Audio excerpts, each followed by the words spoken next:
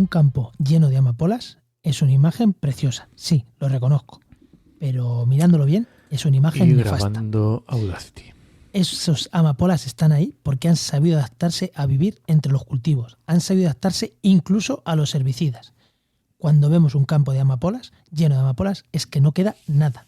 Nada de biodiversidad, nada de otras especies. Solo amapolas y un cultivo pasándolo muy mal. Comienza Actualidad y Empleo Ambiental, un podcast de Juan María Arenas y Enoc Martínez.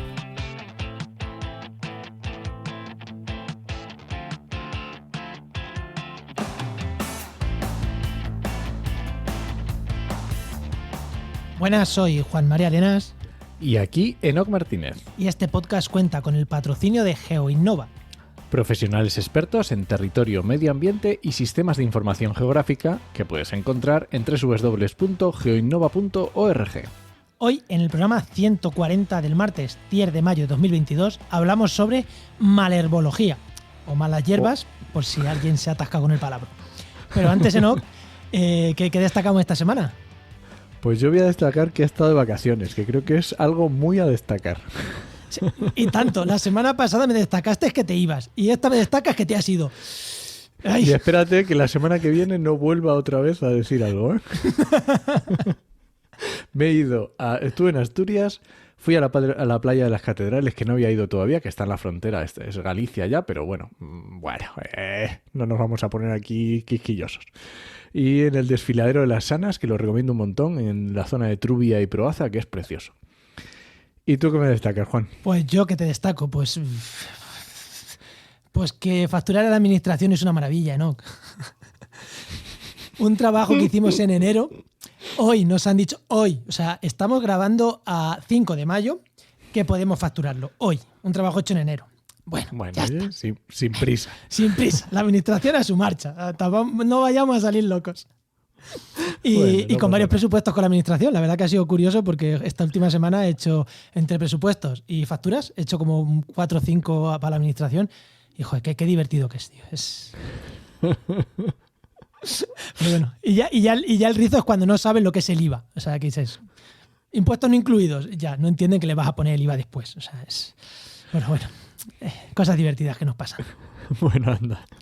Venga, ¿damos paso al invitado o qué? Venga, dale la música.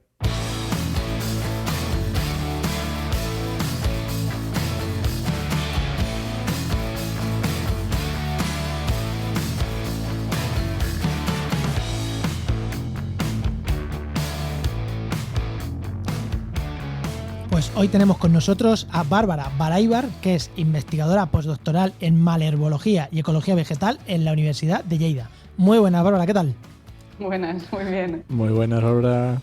Hola. Oye, Bárbara, el programa de postdoctoral, como todos los programas postdoctorales, van asociados a una beca y siempre viene bien nombrarla porque son los que nos pagan a los postdocs. ¿Cuál es el programa que te paga a ti tu sueldo? Sí, yo estoy contratada con un programa que se llama Beatriu de Pinós, que es parte de la Generalitat de Cataluña y fondos europeos. Así que siempre viene bien darles las gracias. Pues sí, la verdad que sí. Que cuesta mucho conseguir una postdoc, pero al final, por mucho que cueste, son los que te pagan y por mucho que cueste hay que agradecer encima que te están pagando. Pues sí. Muy bien, Bárbara, la pregunta que le hago a todos los invitados. Cuando eras pequeña, ¿qué querías ser de mayor y cómo has llegado hasta aquí?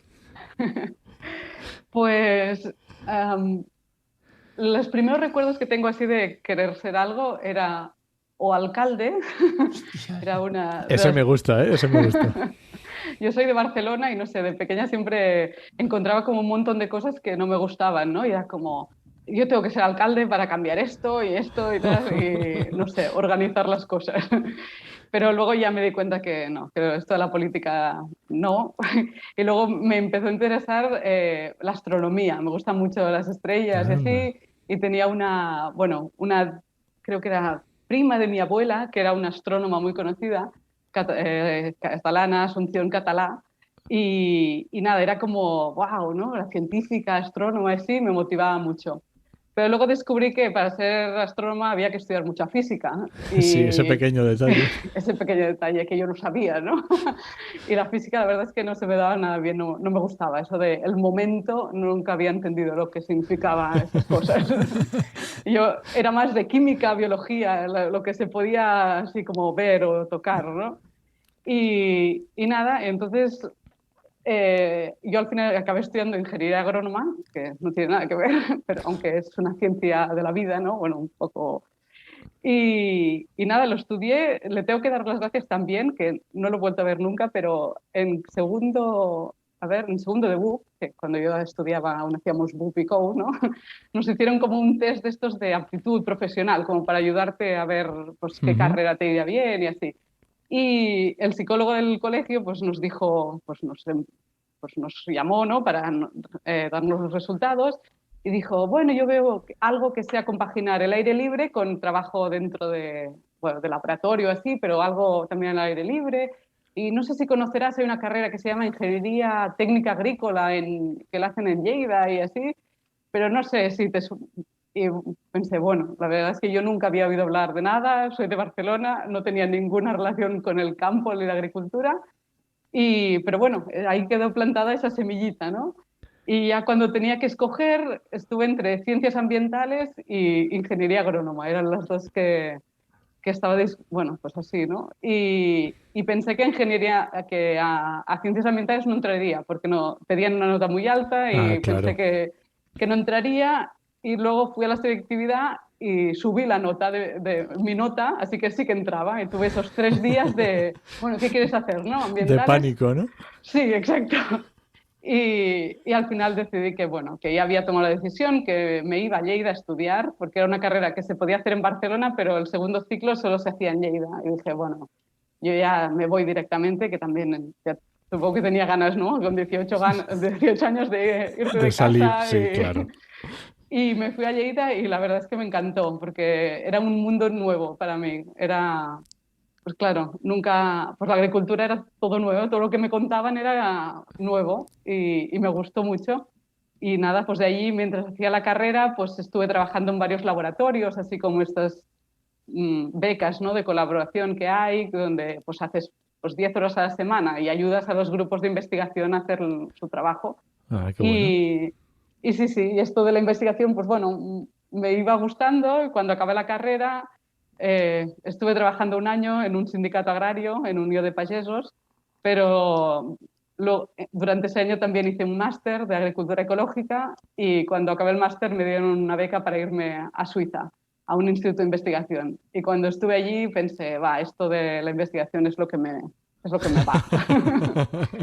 Así que cuando volví ya busqué becas para hacer el doctorado y bueno, pues desde entonces he ido para aquí para allá, estuve 5 años en Estados Unidos y ahora hace un par de años que volví y aquí sigo. ¿Y por qué las malas hierbas? Pues, ostras, no sé, era un tema, cuando hice la carrera teníamos que hacer el trabajo final de técnico, ¿no? Sí. Y la hice en malas hierbas con un profesor de aquí de malherbología. Había hecho la asignatura y como que me gustaba eso y los insectos. Tenía que ser algo de protección vegetal, era como que lo que me tiraba, ¿no? Plagas, malas hierbas. Y hice, pues eso, el trabajo de la técnica con malas hierbas y el de la superior lo hice con insectos. Y luego, pues ya, no sé, después de estar en Suiza y así, pues no sé, lo de las hierbas me tiraba más, ¿no?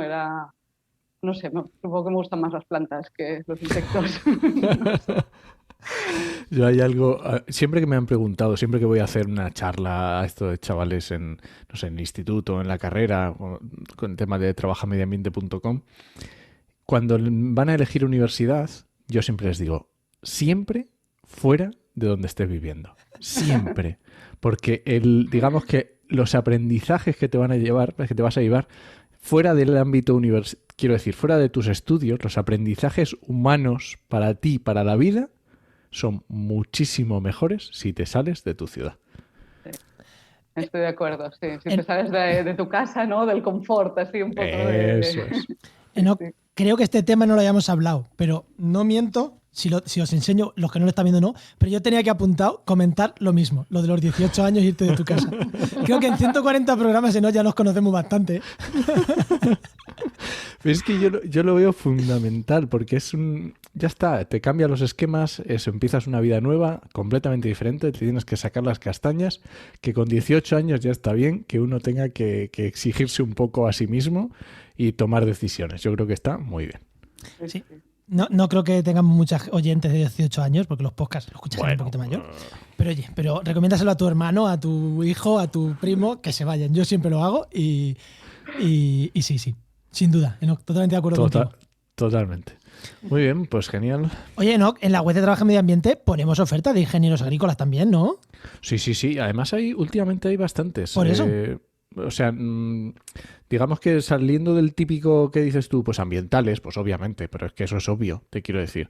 Pero tanto agrícolas como montes como forestales, hay muchísimas ofertas para este tipo de ingenierías. Y es muy interesante. Relacionadas con el medio ambiente, que son las que ponemos en nuestra web. Eso es. Vale, pues pasamos al tema, Enoch. Venga, vamos allá.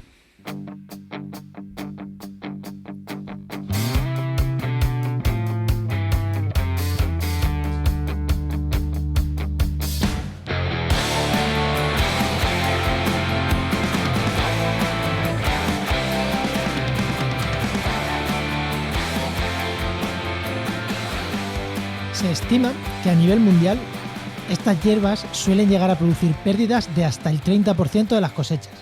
Son los organismos que más pérdidas causan, incluso más que las plagas y las enfermedades de los cultivos. Estos son palabras, esto es un escrito que escribió nuestra invitada en un artículo en The Conversation, que nos gustó mucho, dijimos, por eso vente aquí, que habla sobre malherbología. Y este párrafo, tanto a Enoch como a mí, hablando de cosas que hemos coincidido en lo mismo, leyéndolo por separado, nos llamó la atención este dato. Ostras, un 30% de pérdida de cultivos es mucho. Claro, habrá que luchar a muerte contra las malas hierbas, ¿no? Claro, habrá que echarles herbicidas, habrá que hacer todo lo posible contra ellas, ¿no?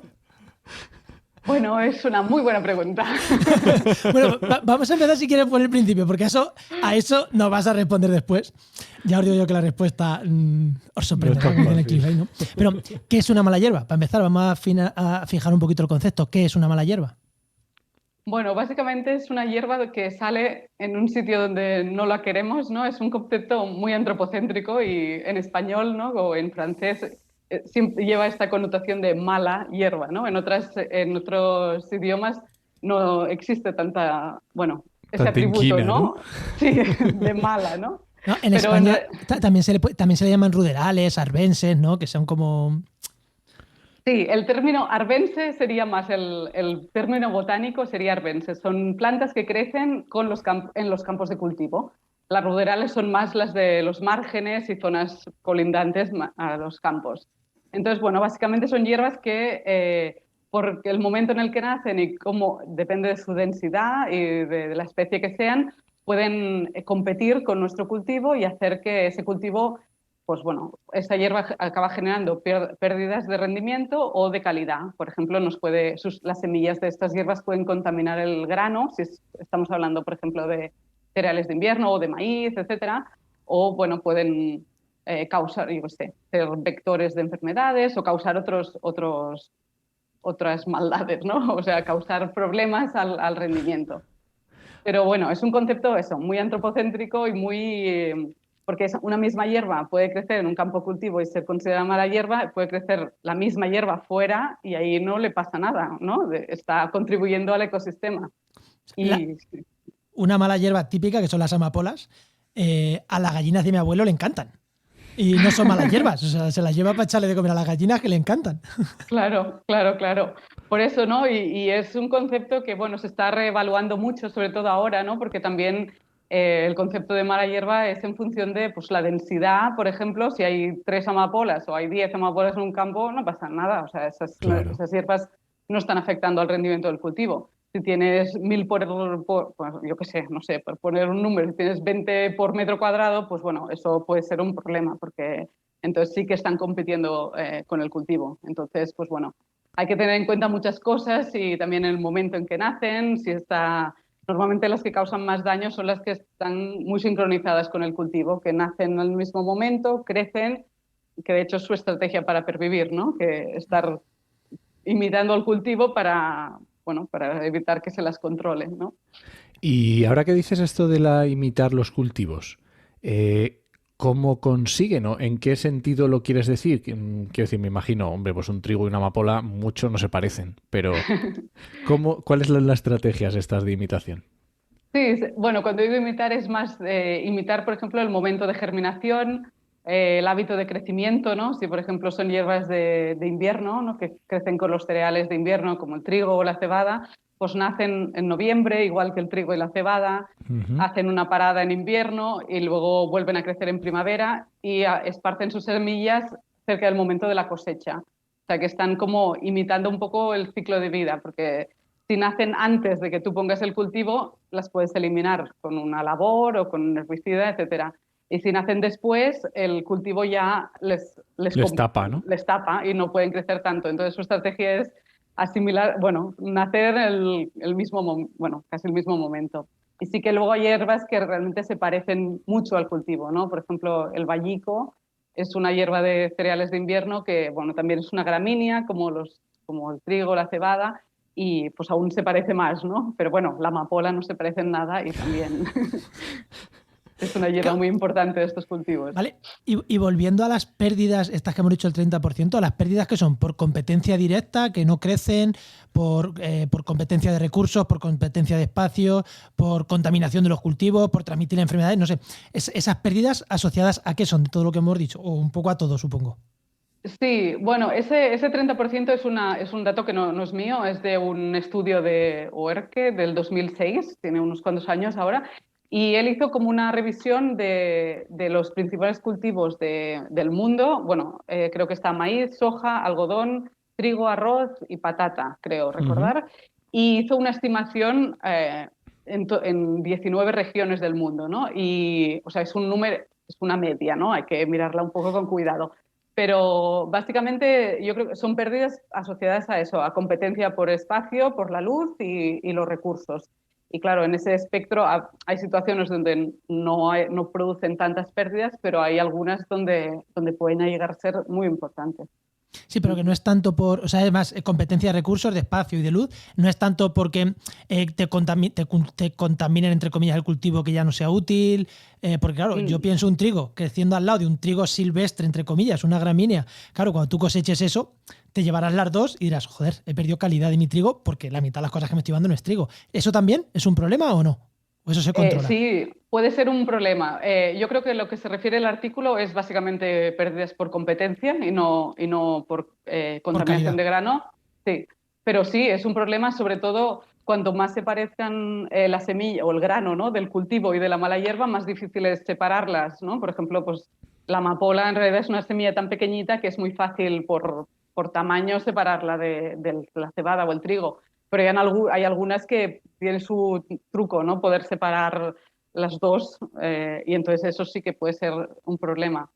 O en otros cultivos muy especializados, por ejemplo, la soja, que se está empezando, bueno, está creciendo bastante su cultivo en España, que se utiliza para bebidas vegetales. Bueno, no quieren ni una hierba porque las semillas pueden manchar el grano y eso al final, como ese grano va para leche de soja, les Ah. cambia el color. Entonces, en esos cultivos casi la tolerancia es cero. No puede haber nada que no sea soja, ¿no? Entonces, bueno, claro, eso no es, si es para pienso, no tienes esos requerimientos, si es para consumo humano, tiene, bueno, regulaciones más estrictas.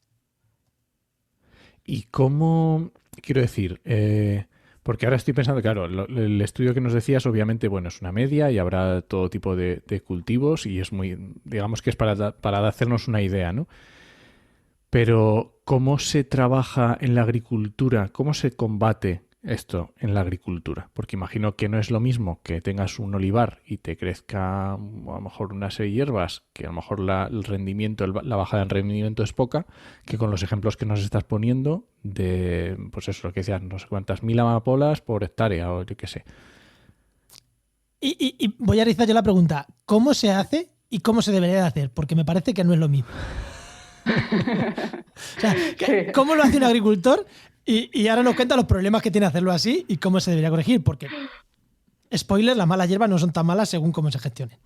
Claro. Eso, vamos a la pregunta que hacen. ¿Cómo se hace y si se hace bien o mal? Sí, bueno, en países del norte o desarrollados o con Como ¿no? lo más llamemos, acceso a, sí, como lo queramos llamar, el principal método de control de malas hierbas siguen siendo los herbicidas. En otras partes del mundo donde no hay, pues bueno, no hay disponibilidad así y en muchas zonas muy importantes aún se hacen a mano. O sea, hay gente, cuadrillas ahí a mano o con labores, ¿no? Pero en nuestras condiciones los herbicidas son la principal forma. Ujú. Es un método que ha tenido mucho éxito porque, claro, es relativamente barato, o ha sido hasta ahora, y muy eficaz, ¿no? Entonces, pues bueno, claro, pues parecía que era como la solución perfecta a los problemas porque era una cosa pues barata, eficaz y se podía hacer sin mucha complicación, ¿no? Pero claro, como todo, como cualquier estrategia, cuando se usa en exceso, pues puede llegar a producir problemas, ¿no? Entonces, ahora mismo tenemos muchas, creo que es del orden de 500 especies en todo el mundo resistentes a herbicidas, eh, algunas con resistencias múltiples, quiere decir con resistencias a varios herbicidas, una A misma varios especie, herbicidas, sí. exacto, a varios modos de acción. Y claro, eso complica mucho pues la gestión, ¿no? Si solo utilizas una forma de controlar las hierbas y esa forma deja de ser efectiva, pues te quedas sin alternativas, ¿no? Aunque las hay. Lo que pasa es que en malherbología hablamos o en control integrado de plagas, que se encuentran las malas hierbas, se habla de los herbicidas como el gran martillo o el silver bullet, ¿no? Lo llaman en inglés, como la bala de plata, que parecía una y perfecto, ¿no? Que lo busqué, eso lo dicen porque creo que puedes matar hombres lobo con balas de plata o algo así. Por eso decían. En cambio, las otras técnicas son los many little hammers, ¿no? Muchos martillos pequeños. Y entonces son técnicas que ellas solas igual no llegan a la eficacia que tiene el Ya. herbicida, pero cuando las sabes combinar pueden llegar a tener, bueno, a dar buen control, ¿no? Pero claro, es integrar más técnicas, es más complicado para el agricultor, bueno, para manejar el sistema es más complicado. Pero Pero si te lo bueno, juegas si te lo juegas a muchas opciones, claro, si se escapa de la bala, ya está, tenías esa. claro, claro. Ese ha sido el problema. Y ahí ahora hay ejemplos, por ejemplo, en Estados Unidos, de algunas hierbas que se han vuelto tan incontrolables que han tenido que, bueno, labrar campos y dejarlos de cultivar, ¿no? Porque ya había unas infestaciones súper grandes con hierbas resistentes a herbicidas y es como que, bueno, ya no sabían qué hacer, ¿no? Pues claro, tenemos que intentar no llegar allí y los herbicidas son una herramienta muy buena y ha sido muy efectiva, pero claro, cuando solo utilizamos esa, pues es lo que pasa, ¿no? Que la Y naturaleza siempre va por delante. está claro. Bárbara, ¿y cuáles son esos pequeños martillos chiquititos que se pueden ir utilizando?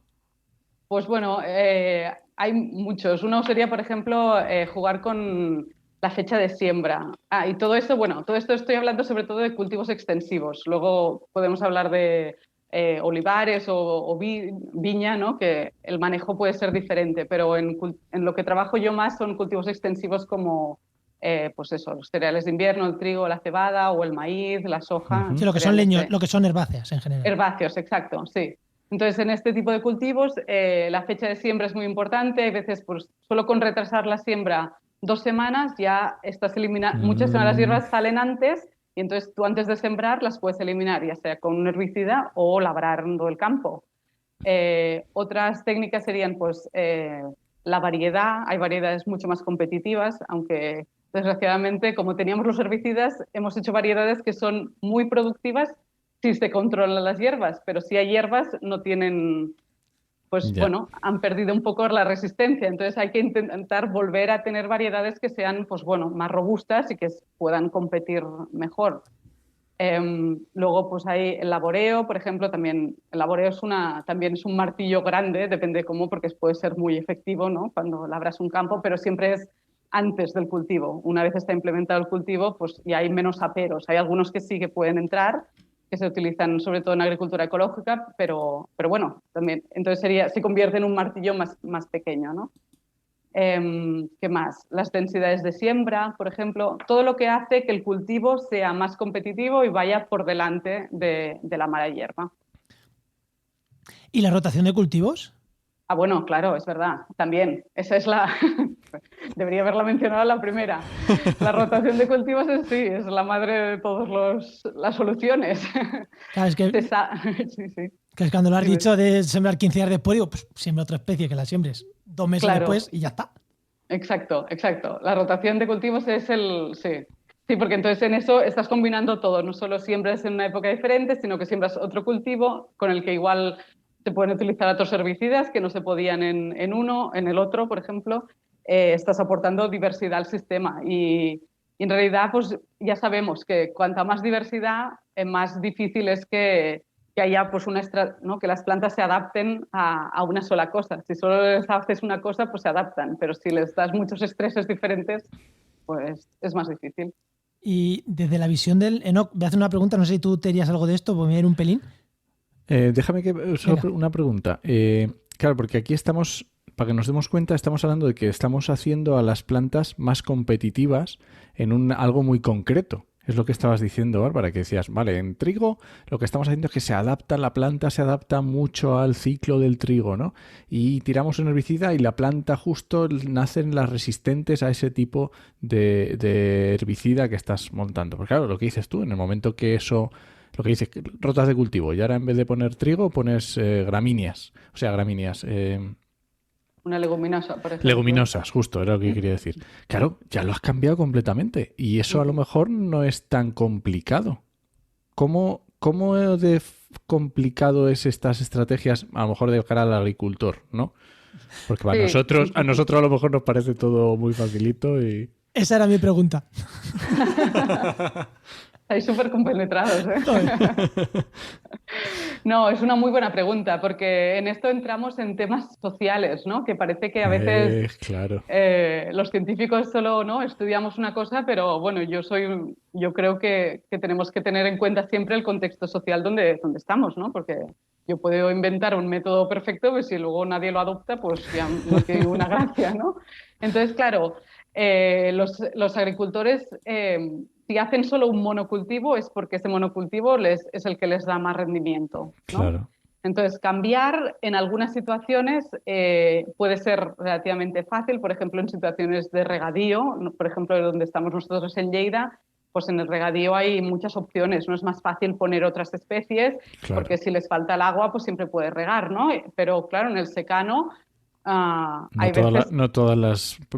Claro, no todo se da igual de bien. Claro, y las leguminosas son súper buenas para el suelo y para romper los ciclos de las hierbas y los insectos y todo, pero también tienen su dificultad. Les cuesta mucho germinar, son más lentas. Bueno, a veces si no llueve en el momento que toca, pues no llegan a desarrollarse, entonces el campo se llena de otras plantas. Entonces, bueno, tiene su dificultad. Entonces, bueno, en eso sí que las ayudas europeas, por ejemplo, de la política agraria común y así, están intentando cambiar eso. Entonces, ahora los agricultores, si quieren recibir las ayudas que dan, ¿no? Las subvenciones, están obligados, si tienen una superficie más grande, no sé si son 10 hectáreas o, ahora, bueno, no quiero decir un número porque Sí, no bueno, estoy el seguro. que sea, no hay problema. Pero bueno, cuando hay a partir de una superficie es obligatorio que roten, ¿no? En una proporción de su finca tiene que ser otro cultivo. Entonces, de esta manera, se les está forzando un poco y se les ayuda a hacer este cambio y a incorporar otras especies. Vale, y voy a irme un poco, ahora sí que va a cambiar completamente de tema, entre comillas. Vale, malas hierbas, totalmente. Pero tú al principio has dicho que depende qué especies y dónde estén esas malas hierbas. ¿Pueden estas malas hierbas, entre comillas, si cambiamos de cultivos, si bajamos sus densidades, si, no sé, de alguna manera ofrecer servicios ecosistémicos positivos? Uh-huh. Sí, sí, sí, y esto sí que es, bueno, son en los últimos, a principios del 2000 creo que se empezó a ver los primeros artículos publicados en la literatura científica que hablaban de eso, ¿no? Antes casi era sacrilegio decir que las hierbas podían ser buenas para algo, ¿no? Pero entonces se empezó a cuestionar de, bueno, estas hierbas están haciendo un papel dentro del sistema y está documentado, sobre todo, por ejemplo, en Inglaterra tienen muchos datos y bases de datos donde relacionan varias especies con, por ejemplo, insectos que se alimentan de esas hierbas o pájaros, por ejemplo, allí que les gustan tanto los pájaros y están muy preocupados porque, bueno, se ha visto Una disminución, una sí. disminución muy importante de los pájaros, sobre todo los que están asociados a las zonas agrícolas, ¿no? Y una parte es porque, bueno, porque no les queda nada que comer, ¿no? Solo está el cultivo, los márgenes muchos han desaparecido y, pues bueno, muchas especies están sufriendo eso. Entonces, esas hierbas tienen un papel y la gracia está en poderlas manejar para que sea como un balance, ¿no? De que no den unas pérdidas de rendimiento que hagan que el cultivo no sea sostenible económicamente para el agricultor, la agricultora, pero a la vez que pueda soportar pues todos estas redes tróficas, ¿no? Que existen en los sistemas agrícolas, que al final son ecosistemas, lo que pasa es que son muy simplificados, ¿no? Y los hemos hasta simplificado en exceso, ¿no? Como con la eliminación de márgenes, con mucha aplicación, Claro. por ejemplo, de fitosanitarios, en los que, pues claro, el campo es un desierto, solo hay una hierba, una especie y ya está, ¿no? Entonces, bueno, en eso estamos. Ahora empiezan a haber trabajos muy interesantes que dicen que, bueno, algunas especies incluso estando dentro del cultivo, pueden no dar tantas pérdidas de rendimiento, pero en cambio hay algunas que son muy agresivas. Entonces, ¿cómo lo hacemos, no? Para no tenerlas agresivas y tenerlas que son menos agresivas. Y yo creo que las más agresivas suelen ser las que tienen una estrategia reproductora mejor, o sea, como especie. Claro, las más agresivas son las que han pasado todos los filtros, ¿no? Del sistema, pues al final son los que aguantan los herbicidas, aguantan el laboreo, crecen muy rápido, producen un montón de semillas y claro, cuando hay una de estas agresivas normalmente solo hay una o dos especies muy parecidas, ¿no? Porque son las que han conseguido pasar todos estos filtros. Entonces, lo que se está planteando ahora es, bueno, podemos disminuir un poco la intensidad en el manejo y a ver si logramos cambiar la comunidad un poco de malas hierbas para que sean las no tan agresivas. Oye, Bueno, no, tira.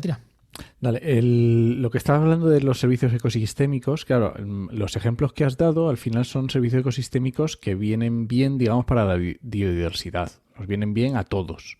A lo mejor al agricultor no le parecen tan bien, pero ¿vale? A lo mejor se compensa, como lo has dicho tú, pues con la PAC. Al final es una forma de compensar por estos servicios ecosistémicos que nos están dando a los demás, ¿vale?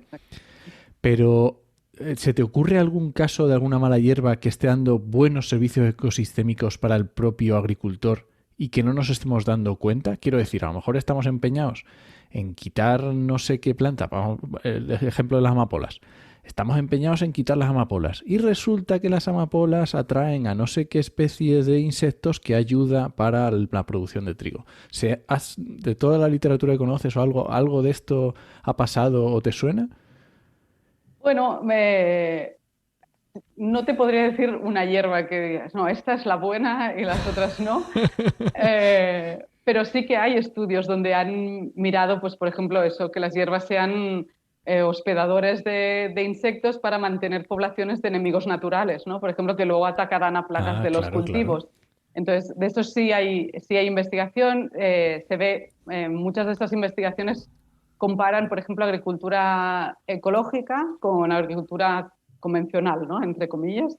Y entonces, bueno, pues en estos estudios sí que ven que, por ejemplo, en la agricultura ecológica, donde no se aplican estos herbicidas o pesticidas, se dan más relaciones tróficas de estas que pueden ser beneficiosas para el cultivo. Pero claro, aún de eso a la práctica, claro, hay un salto y bueno, y el sector el agricultor o agricultora, pues bueno, no lo ve tan, claro, no se ve tan rápido, ¿no? La conexión, entonces a base de muchos años de que ellos vayan viendo, ¿no? Cómo funcionan todas estas redes, pero no es fácil. Venga, Enoc, te voy a prometer que te voy a traer a alguien para un manejo con cubiertas verdes en olivar, que ahí vamos a tener ejemplos de estos. Tú te has ido a lo fácil, eso no vale. Que Bárbara, yo vivo en Úbeda, en medio de los olivares inmensos. Y aquí hay ejemplos de eso que estamos diciendo, de malas hierbas, que han sido siempre malas hierbas, que con una buena gestión no es que sean negativas, es que son hasta positivas. Claro, claro. Y sobre eso, todo lo que pasa es que hay unos años malos de que te pasas a lo mejor a tener unas hierbas que no hacen daño, pues tienes unos años con unas hierbas que no son con raíces muy profundas, pero cuando consigues tener hierbas con raíces poco profundas que te protegen del sol, que no te hacen competencia con el agua, al final es positivo. Esas malas hierbas, entre comillas. Aunque es verdad que cuesta mucho encontrar ejemplos y verlo, porque la mentalidad de muchos agricultores pues, es la que es. Sí, aunque está cambiando, ¿eh? Yo ahora, la semana pasada estuvimos en un congreso de la Sociedad Española de Malherbología, que eso existe, aunque sea suene muy raro. Y bueno, hay ejemplos de compañeros de Córdoba y así que están trabajando en cubiertas vegetales en olivares y están viendo que, bueno, que no dan pérdidas de cosecha, que bueno, bien manejadas son muy beneficiosas y nos ahorramos los problemas de erosión gigantes que hay por ahí, porque hay algunos campos con unas cárcavas y unos agujeros, que eso da miedo, que dices, bueno, es que en ese sitio hay mucho espacio donde no hay nada y eso no es una situación natural ni normal, ¿no? Entonces, es manejar estos espacios con malas hierbas o hierbas sembradas, que al final hacen lo mismo, ¿no? El otro día hablaba con yo no, pero mi chica hablaba con un agricultor que tiene ya 80 y tantos años, 90, que evidentemente quiere vender sus olivas y nadie se las compra porque no tienen suelo. Y la gente no se atreve a entrar a sus olivas ya. Están en una pendiente, ha perdido el suelo y han perdido el valor. Unas olivas en Jaén que valen una pasta, pero a la gente le da miedo comprar esas olivas porque no tienen suelo y no sabes el tiempo que van a estar las olivas en producción o si te vas a matar con el tractor cuando vayas a ir a hacer labores de labranza ahí. O sea, claro, que es un problema que existe real. El hombre con 90 años se lo decía a mi chica el otro día de, ostras, claro. Bueno. No, es que estamos perdiendo mucho suelo agrícola y además estamos perdiendo la capa superficial que es la buena, ¿no? Donde están todos los microorganismos, la materia orgánica y eso si no se cubre, pues bueno, además en este clima nuestro que cuando llueve que parece que no haya un mañana y eso pues... ¿no? Y luego hay sequía y el clima es muy fluctuante, pues claro, es importante tener el suelo cubierto, ¿no? Sí, sí. Vale, y claro, ya intuyo la respuesta, pero digamos, si podemos convivir con esas malas hierbas, ¿hasta qué punto se puede el agricultor permitir el lujo, vamos a decir entre comillas, de convivir con esas malas hierbas? ¿O cómo tiene que hacer el agricultor para tener unos warning, ¿no? Unas luces rojas que en un momento dado ya diga, no, esto hay que tomar no sé, lo que haya que hacer, ¿no? Bueno, esa es la pregunta clave de la malherbología, ¿no? En otras disciplinas de control de plagas, ¿no? Por ejemplo, en insectos, está lo que se llama ¿cómo se llama? Ay, no me sale la palabra. Sí, bueno, serán como KPIs, como puntos Thresholds clave. en inglés, ¿no? De tratamiento. Límites. Sí, ¿no? Como un umbral. Eso es la palabra. Umbrales. Umbral de tratamiento, ¿no? Allí pues ponen unas trampas y cuando capturan pues 5 adultos por trampa y semana, no sé, me invento, significa que la población está creciendo y que hay que tratar, por ejemplo. Uh-huh. Con las malas hierbas es muy complicado establecer esos límites porque, claro, no es solo una especie, son varias especies, a veces están en rodales, no es que esté todo el campo, sino que la distribución es así, pues eso, en rodales. Entonces, pues claro, es más complicado pues establecer ese de hasta dónde no pasa nada que haya hierbas y hasta dónde pues hay que hacer algo, ¿no? Entonces, bueno, hay todo un estudio también de agricultura de precisión, por ejemplo, que se está desarrollando mucho de, pues bueno, hacer, por ejemplo, mapas desde un dron o algo así, hacer los mapas de dónde están las hierbas y desde allí pues ver si las hierbas se extienden o no, si realmente hay que hacer un tratamiento o no hace falta, o solo hacerlo localizado en esa zona y el resto del campo no, por ejemplo. Y bueno, también es otro enfoque, ¿no? Para poder reducir también la cantidad de herbicidas que se utilizan y todo esto. Vale. Claro, es que esto es una agricultura de precisión total. Esto es un cambio de paradigma de a lo mejor la agricultura que hacían nuestros abuelos o nuestros padres. No, nuestros Y- abuelos cuando ya estaban mayores ya empezaban con los tractores ahí a tope, ¿eh? Sí, no, el mío sigue con el tractor.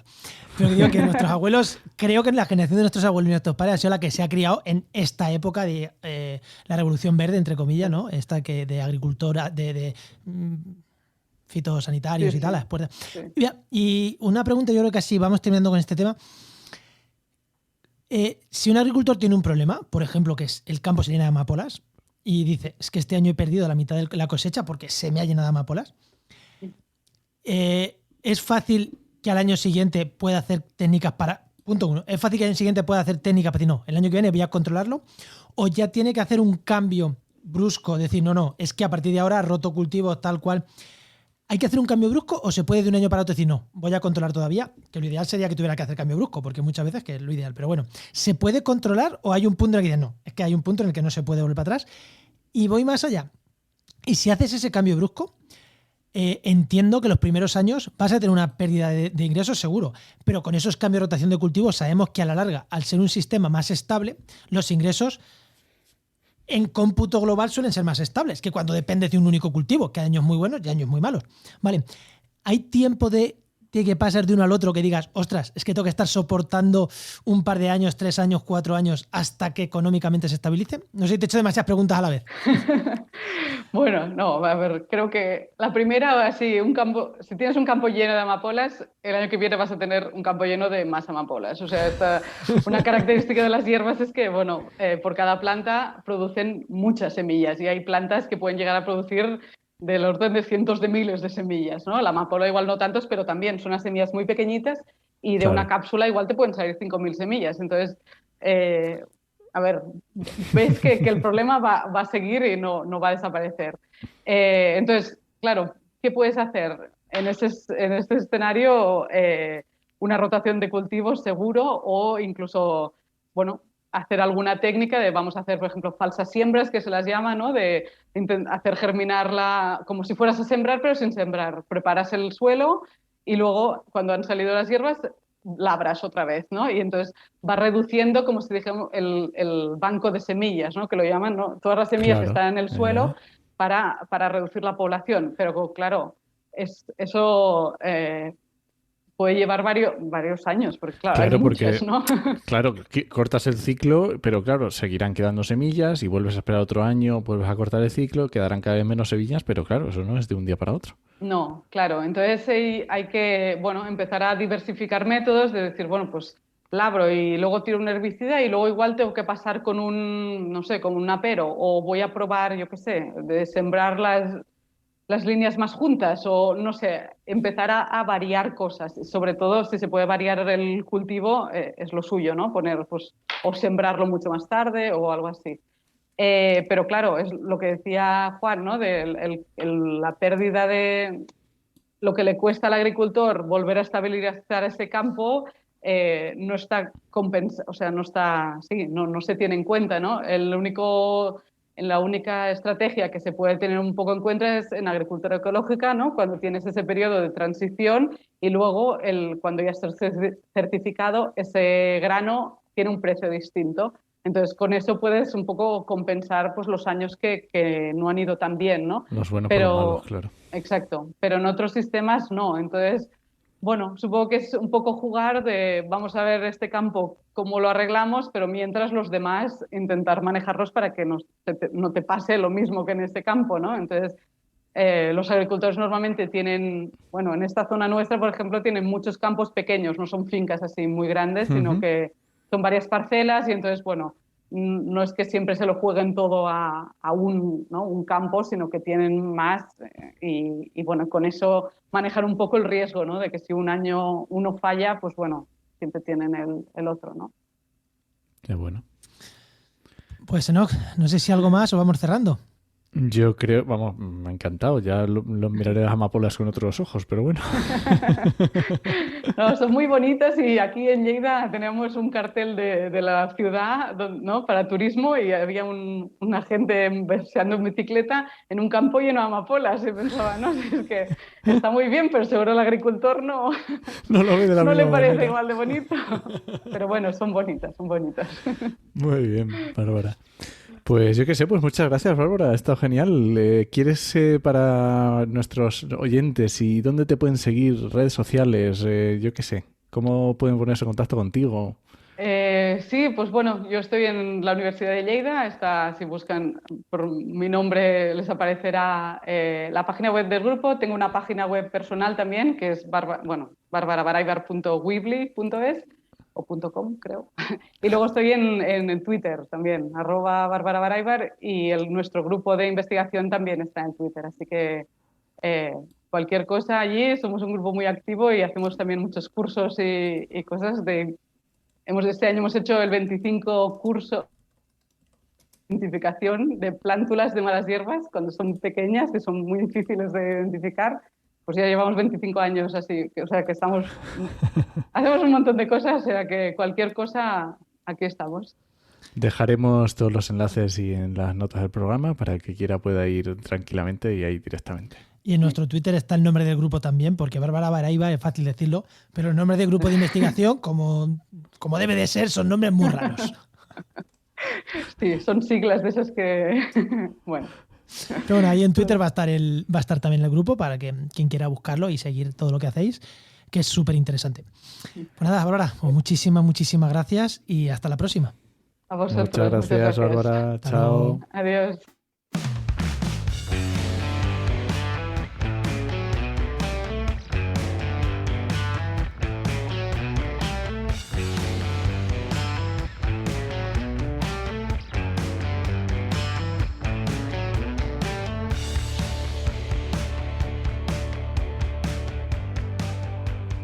Bueno, no, vamos con la sección de Heinova, que ya tenemos por aquí a nuestro amigo Luis Quesada de Heinova. Muy buenas, Luis, ¿qué tal? Hola Juan, ¿qué tal? Muy ¿Cómo estamos, Enoch? buenas. ¿Qué tal, Luis? Muy bien, muy bien. ¿Y de qué Vamos a hoy? ¿De qué hablar, hablamos? vamos a hablar No sé. de teledetección, pero esto suena muy raro. A mí Sí, hombre. esto me lo tienes que explicar porque yo creo que esto te lo has sacado de la manga, esto no lo utilizamos, esto tiene que ser algo ya un poco... A ver, Antiguo, ¿cuándo ¿no? utilizamos teledetección? Bueno, seguro que la habrás visto más de una vez en los telediarios, pero me juego el cuello, vamos, seguro. ¿Teledetección en el telediario? Venga. Sí. Va de tele, va de tele. Bueno, si hablamos de teledetecciones, siempre vamos a hablar de detección remota, ¿no? En ese sentido, es decir, cómo capturar información a distancia. ¿Vale? ¿Qué pasa? Normalmente siempre está asociada a satélites. Todo el mundo, todo lo que engloba satélites, y cómo se capturan imágenes. Ahí normalmente las películas siempre hay como con precisiones centimétricas. Pero en realidad la teledetección se hace también con otro tipo de aparatos, que no son los satélites, los drones, por ejemplo. Claro. Ah, claro. Ostras, Sí, con los drones sí. de teledetección también. Claro. Al final estás capturando información a distancia, ¿no? Y ahora voy, si quieres, al ejemplo. ¿Te acuerdas de cierto volcán en La Algo me Palma? suena. Sabes que que tuvimos ahí, que evidentemente pues tuvo bastante digamos, repercusión mediática y evidentemente social. Eso sobre todo para España, un volcán que hubo aquí en las Islas Canarias, el volcán de La Palma. Pero nos escucha gente de Sudamérica, Luis, a lo mejor no les... Vale. Bueno, yo creo que esto yo creo que se enteró todo el mundo. Pero bueno. El volcán de Cumbre Vieja. Efectivamente. Pues estoy seguro que enchufaríais algún telediario y saldría el Instituto Geográfico Nacional con todos sus drones y la cantidad de drones que acabaron en el volcán derribados por proyecciones de lava, por lo que sea, y que se capturan imágenes térmicas o imágenes fotográficas, imágenes de movimientos de las laderas. Todo ese tipo de cuestiones, ¿vale? Son al final es detección de información a distancia, por ejemplo. Es decir, sí, que habéis visto eso. Lo que pasa es que no lo tenéis asociado, ¿vale? ¿Y ese tipo de información es relativamente sencillo luego de ponerlo en un SIG? Porque claro, tú estás diciendo de poner unas imágenes que coge un dron, pero luego claro, eso meterlo en un SIG a lo mejor no es tan sencillo. Bueno, sí que es sencillo. De hecho, casi todos los SIG suelen tener módulos específicos digamos, para procesamiento de imágenes, ¿vale? Claro, es un procesamiento de imágenes que te hace igual la foto que te haces en el móvil, ¿vale? A un paisaje que una foto o una imagen que hayas capturado en un dron o una foto de satélite, ¿vale? Porque al final estás trabajando sobre una imagen en píxeles, ¿vale? Claro, evidentemente... normalmente lo que se hace siempre es trabajar con bandas de satélites o con bandas que a través de las cámaras que portan los drones, en este caso, y que detectan información pues que puede ser de muchos tipos, de térmicas a información de calidad vegetal, de temas de aguas, temperaturas, he dicho, pero hay mucho tipo de información que se puede capturar a través de los satélites, ¿vale? Y sobre todo es muy importante a la hora de la gestión de eventos, tanto climáticos en este sentido como englobando un poquito todo lo que es de riesgos naturales. Eso iba a decir, ¿vale? Que claro que no es solo... Claro, yo teledetección siempre lo he visto de cosas grandes, cosas macro, cosas, pues eso, vegetación, tal. Pero claro, en gestión de riesgos. O sea, que es que gestión de riesgos no es algo que tú cojas el dato, luego analices en un laboratorio. Gestión de riesgo es... estás echando la foto ahora mismo y en 5 minutos tienes que estar analizándola para ver qué está pasando, ¿no? Sí, claro. Tú date cuenta que si partimos del principio, lo más común como vemos en detección, siempre vamos a ver el tiempo. Eso es meteorología. ¿Y cómo se captura esa información? A través de, evidentemente, de satélites. Ya estás capturando información. Pero, por ejemplo, geología también se utiliza mucho para desplazamiento de las laderas, desplazamiento de los continentes. O sea, no se ponen a medir las cosas, ¿sabes? Es decir, todo eso se hace unas mediciones estrictas a partir de esos satélites. O, por ejemplo, con el control de plagas, ¿vale? Que también es un riesgo, también se hace, muchas veces se hace a través de satélites, sobre todo que temas vegetales, ¿vale? Y cómo se va adentrando. O sea, al final, cada especie, en el sentido vegetal, tiene una firma espectral en el cual se identifica, concreta, qué es esa especie, ¿vale? Que después, evidentemente, con las validación en campo, pues normalmente se dice, vale, es esto. Pero se utiliza para muchas cosas, que no solo eso. Y en riesgos naturales es fundamental porque te permite darle un seguimiento, una continuidad a ese evento, ¿vale? Que antes no se tenía. Ahora, bueno, es que para cualquier cosa que ocurre, pues realmente tienes un proceso, o sea, tienes una cantidad de información muy grande. Hace poco, por ejemplo, hace poco salieron en la guerra de Ucrania, como a través de teledetección también, pudieron adivinar que se estaban acercando todas las tropas de Rusia, ¿vale?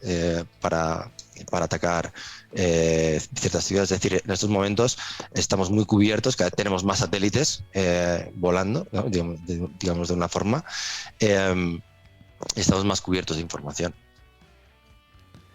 Ostras, Luis, y el tema de que has dicho de agricultura, el tema de detección de cada especie, tiene su espectro y tal. Y eso para temas de agricultura, imagino que, ya que hemos estado hablando en el programa de temas de agricultura y de especies malas hierbas, entre comillas, claro, supongo que tiene que ser, pues, ostras, incluso con teledetección detectar, pues aquí hay un rodal de amapola o aquí está creciendo el trigo maravillosamente solo. Sí, ahí te metes ya, por un lado, en temas de control de especies no permitidas, ¿vale? Ilegales, que utilizan muchos países. Por ejemplo, nosotros hemos dado formación a departamentos de policía en países latinos que te pedían justamente, mira, es que necesitamos esta formación en temas de televisión justamente para poder saber las plantaciones de cocaína o de plantaciones de marihuana, ¿por qué? Porque necesitan saber dónde están ubicadas. Entonces, lo primero que hacen, evidentemente, es tirar de teledetección para poder ubicar más o menos zonas en las que tengan esa firma espectral. Claro, puedes lanzar un vuelo que no tengan por ser un satélite, lanzas un vuelo a través de la selva y entonces tú haces esa captura de información, ¿vale?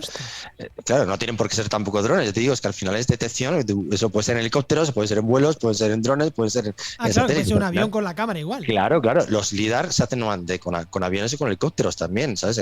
Para hacer un vuelo LIDAR, en avionetas. Es decir, claro, la teledetección lo que hace es permitirte esa captura de información sin tener que estar ahí abajo, ¿vale? Efectivamente, o sea, tomando esos datos. Y en agricultura es muy importante porque mediante, aquí sobre todo sí que se trabaja con drones, ¿vale? Hay muchas compañías, sobre todo de productoras de vino, etcétera, que es donde se mueve mucho dinero y donde hay grandes extensiones que ya cuentan con expertos en drones que toman esa información en tiempo real, ¿vale? Entonces detectan qué zonas de su viñedo pues está falta de agua, está falta de... Claro, eso te iba a decir, Luis, porque... enfermedades, tienen, ¿sabes? O sea que claro, que al poder detectar la humedad del suelo... Sí, de la planta. Efectivamente, podrás en un momento dado programar los riegos o gestionar porque claro, una plantación de una hectárea, pues a lo mejor no, pero lo que está hablando de viñedos de montones de hectáreas, claro, eso gestionarlo no es tan sencillo, y si eso te lo deja, lo que dices tú, en tiempo real, eso tiene que ser una pasada. Tú vas pasando por ahí, tú puedes ver perfectamente, pararte en una zona y hacer ese vuelo y tomar datos de esa zona. O directamente hacer con un zoom y ver cómo está la uva, ¿sabes? Sin tener que desplazarte hasta allí, que a lo mejor es de hecho media hora de trayecto, ¿sabes? Pero con un dron lo puedes hacer mucho más rápido, todo ese vuelo. Además, tú al final lo tienes todo programado y te hacen los vuelos solos y digamos decir que lo programas una hora y se lanza todo un poquito con control. Siempre tiene que haber un control porque siempre tiene un piloto, pero vamos, digamos que está mucho más automatizado toda esa gestión de captura de información, ¿vale? Y es cada vez mucho más preciso. Joder, pues yo creo que sí, eso se mezcla después con sensores ya en tierra que te van dando también más datos de tierra, y entonces entre ambos pues tienen una precisión de cómo está la uva y cómo están las plantas y cómo está todo lo que hay ahí abajo, con mucha precisión. Menudo repaso que le hemos pegado. Y hemos empezado hablando casi que en la teledetección y hemos terminado hablando de uso. O sea, y todo esto en un puñado de minutos. Luis, hoy la verdad que hemos dado... Te puedo asegurar que de aquí podemos hacer solo un podcast de teledetección. Bueno, o sea, pero un podcast, no un programa, un podcast. No, un podcast.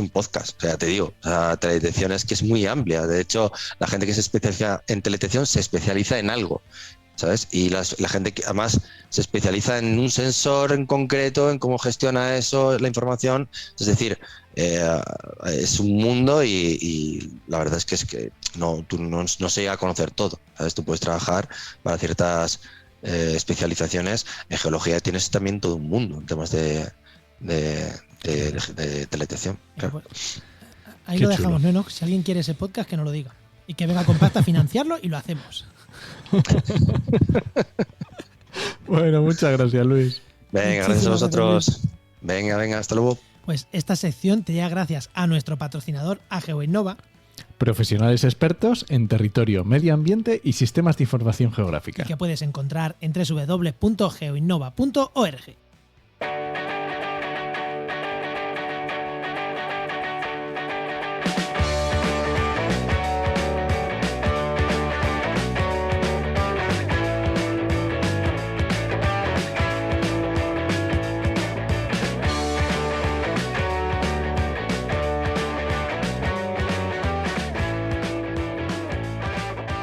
Bueno, ¿no? ¿Qué? ¿Nos vamos o qué?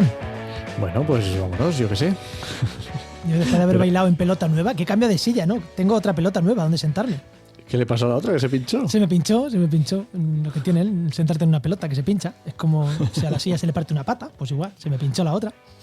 Y, ostras, esta me gusta más. Tiene funda y eso. Entonces puedo bailar menos, puedo botar menos, puedo bailar menos. No sé si es porque está más nueva y tengo que domarla o por qué, pero es diferente. Bueno, ¿qué me recomiendas, Enoch? Pues te voy a recomendar un podcast que se llama Docentes.pro, de Rigoberto Macías. Y como te imaginarás, es para docentes, pero no docentes de instituto, es para docentes sobre todo pensando en cursos online.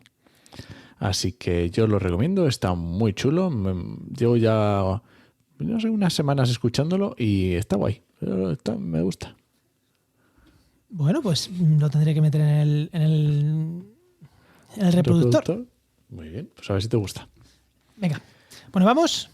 Venga, este podcast pertenece a la red de podcast Podcastidae, la red de podcast de ciencia, medio ambiente y naturaleza. Y muchísimas gracias por compartir este programa, por los comentarios en redes sociales, por la interacción que nos dais, que aunque solo sea un me gusta, un comentario por ahí, la verdad que nos hace un montón de ilusión que nos comentéis en nuestros perfiles sobre el podcast. La verdad que, joder, mola, ¿no? E incluso, fíjate, yo lo pongo en LinkedIn, ¿no? Cuando alguien le da un me gusta, dice, ¡ay!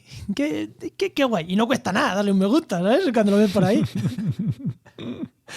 Pero no sé, hace ilusión, hace ilusión. Fíjate, eso no perdemos la ilusión de cuando lanzamos el primer programa en ese aspecto, ¿eh? Es que eso esa ilusión no se quita nunca. Bueno, pues nada, te esperamos en el siguiente programa de actualidad y empleo ambiental. Nos escuchamos. Adiós.